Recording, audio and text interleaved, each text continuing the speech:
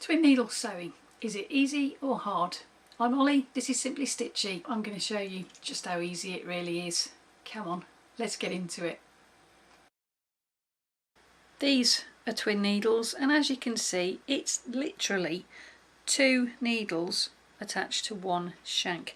Now that shank, if we take a look at the back, is rounded on the front and flat on the back, and these are standard sized needles. As you can see, I'll bring the box in a bit closer. Across the bottom it says 130/705H, which means these are standard class 15 needles and they should fit most domestic sewing machines. If we compare them to a standard needle, you'll see that they're the same size, and this top bit here, the bit that fits into the machine, is exactly the same on all 3 needles. The only difference between the twin needles is obviously they've got this adapter to allow for the 2 sharp points. Now, although this twin needle is a standard class 15 or a 130/705H sized needle, so it should fit most domestic sewing machines that take that class of needle, there is slightly more to it than that when you're trying to work out if your sewing machine can do twin needle stitching. And the area that you need to be looking at is where the needle goes into the machine. If you have a look at this Singer Simple, there's a little gap where the needle goes, right there. And it's quite wide. Now that's because this Singer Simple is capable of doing a zigzag stitch. Now if we have a look at the standard presser foot that came with it, the gap is quite large on here too. And obviously that's because zigzag, going backwards and forwards all the time like that, requires the space to allow the needles to do that. If we compare that to Grandma, she's my Singer 27 from 1912. If you watch this needle, the hole is only just big enough for that one needle to clear.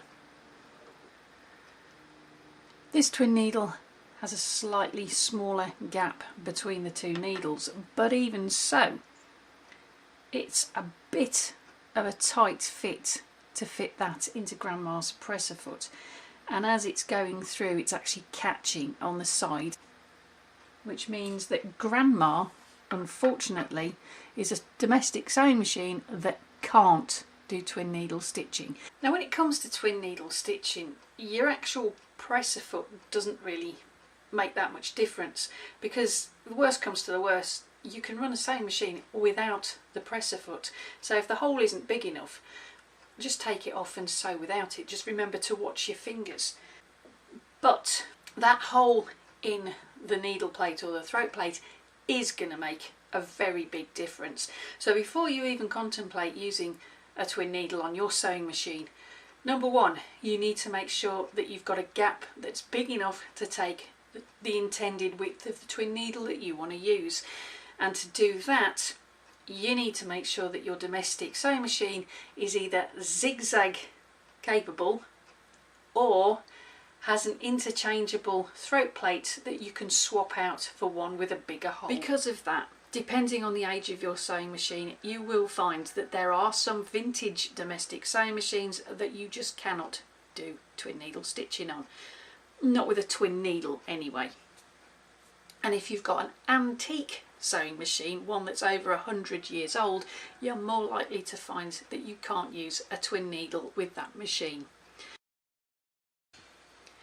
I've got 3 machines to show you twin needle stitching on today, and I'm going to try and span different eras of sewing for you. So the first machine that I'm going to be starting with is one that dates back to the late 60s, early 70s, the Singer Touch and Sew.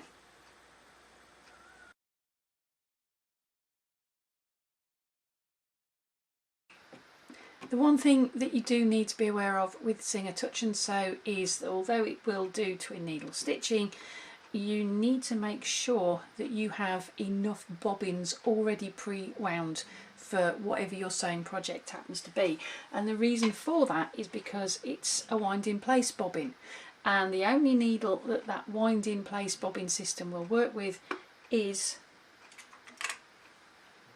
a single standard needle. So make sure before you swap your needle out that you keep your single needle in to wind your bobbins. Put the twin needle in exactly the same way as you would with any other machine.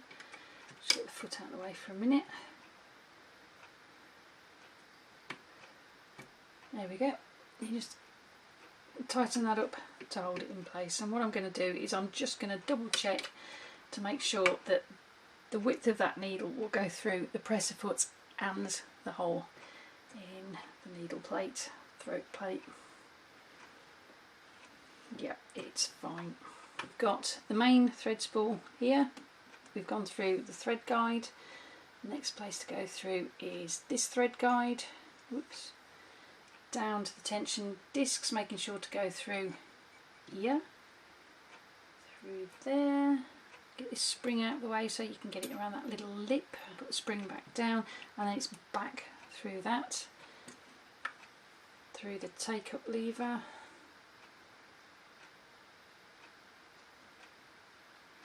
Oop. Like so, through this thread guide here. That one and the one on top of the needle, and this is going to be threaded through the needle on the left. Touch and Sew has a spare spool pin and a little hole for you to put the spool pin into. So this is where I'm going to be putting the second thread, and I'm going to go for a red thread for this one so that you can see which one's which. Just find that little notch a minute. There it is.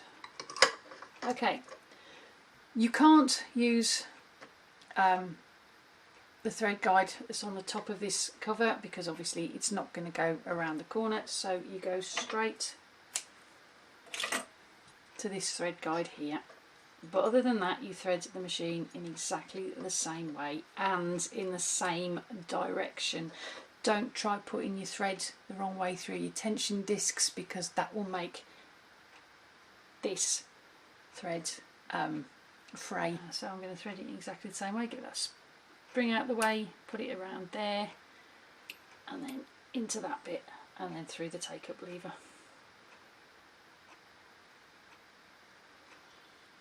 So now we're going to put it down into that one, and then into that one.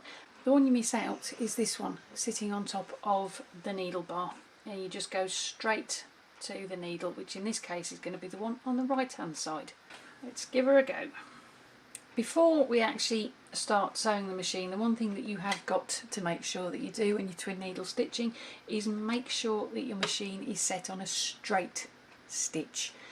Although the machine needs to have a hole big enough in the needle plate and the presser foot, which kind of points you towards the fact that you need a zigzag capable machine to do twin needle stitching, the actual settings have got to be straight stitch.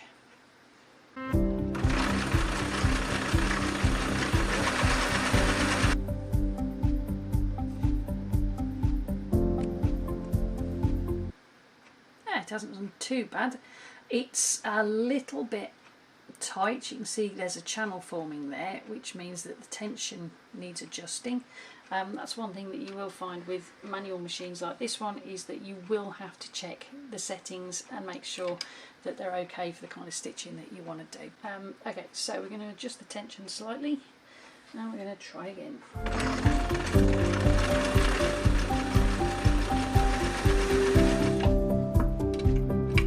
You have the 3 attempts with the touch and sew, and as you can see, this was the first one, that's the second one, and each time I'm messing with the tension is making it a little bit less channeled across there.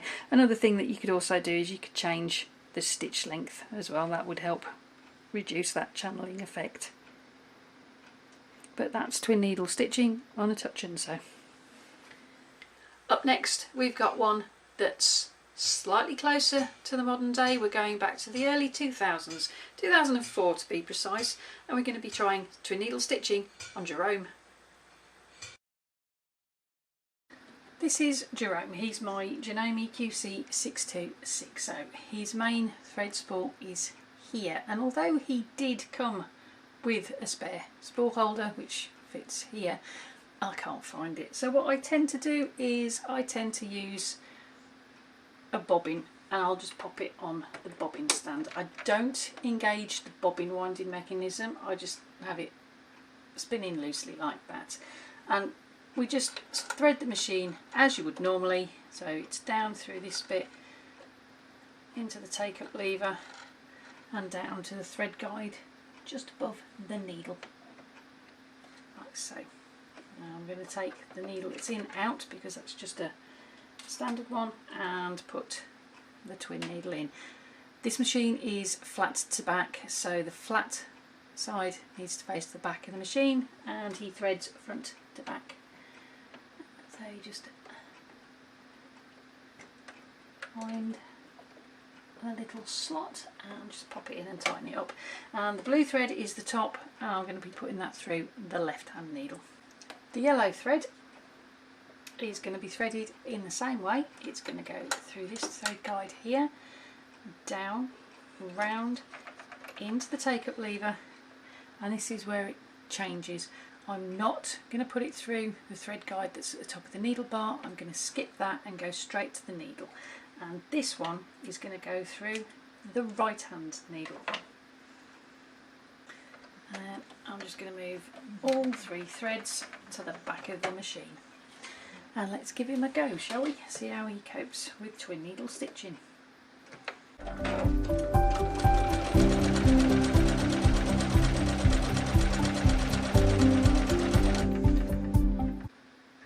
Okay, we've got a slight channeling effect going on, so what I'm going to do, I'm going to leave his tension alone because he's a computerized machine, he's got automatic tension, but what I am going to do is up his stitch length just a little bit. So I've got it on a 3.5 now. Let's give that a try.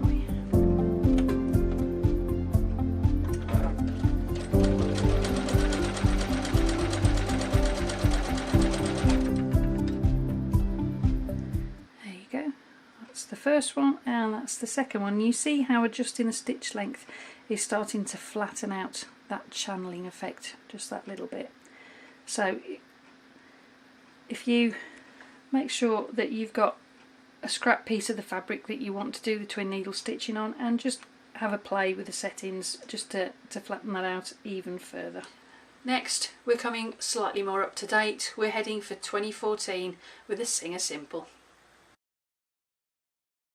I've threaded the top of the machine as if I was going to do standard stitching. I've replaced the needle with a twin needle, and I've got a red thread on the top and there's black thread in the bobbin. This particular machine doesn't come with an extra spool stand, and there isn't, as far as I can see, a hole where you could put one. So what I'm going to do is I'm going to put the second thread on the bobbin. I'm not going to engage the bobbin winder by pushing that over, I'm just going to leave it there. I'm going to thread it up in exactly the same way as I did with the first thread, so it's in through this guide here, around the back of this plastic guide, down, back up, over the take up lever, and then down towards the needle. There is a thread guide on top of the needle, that's the one that you miss out for the second thread. Okay, now the top thread is red, so that's the one that I'm going to be threading through the left hand needle. The one that I've popped on the bobbin stand is green, and that's going to be going through the right hand needle.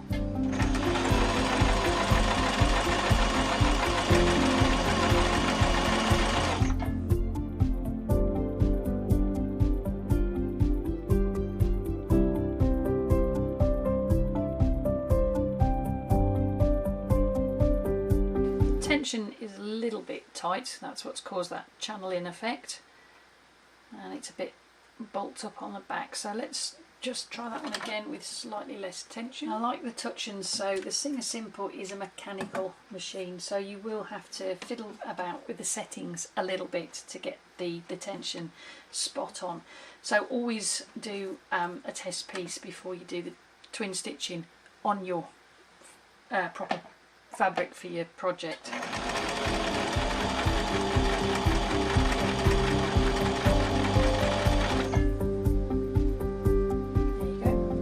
as you can see, changing the tension, just that little bit has improved the stitching on that.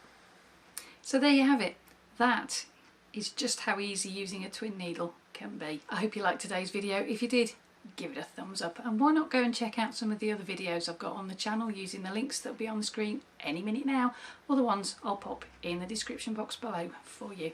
And why not subscribe and click that little notification bell so that YouTube can send you a notice when I upload another video.